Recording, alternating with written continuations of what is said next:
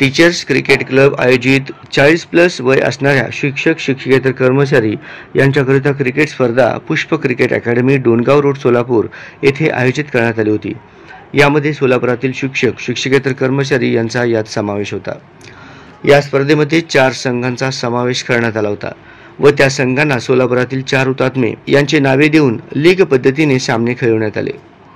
अंतिम सामना हुतात्मा किसन सारडा विरुद्ध मल्लप्पा धनशेट्टी या संघादरम्यान झाला। प्रथम फलंदाजी करताना हुतात्मा किसन सारडा संघाने 10 षटकांमध्ये 145 धावा काढल्या। यामध्ये अश्विन नागणे 20, किरण घाटे 38, महेंद्र ढवाण 67 धावा काढल्या।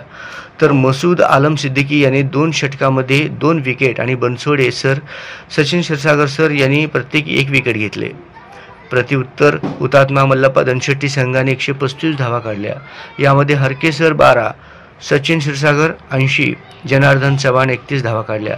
तर सुनील शिंदे यांनी 2 षटकांमध्ये 3 विकेट आणि किरण घाटे, महेंद्र ढवाण यांनी प्रत्येकी 1 विकेट घेतले। हा सामना हुतात्मा किसन सारडा संघाने 10 धावांनी जिंकला। या सामन्यातील सामनावीर म्हणून महेंद्र ढवाण यास पारितोषिक मिळाले।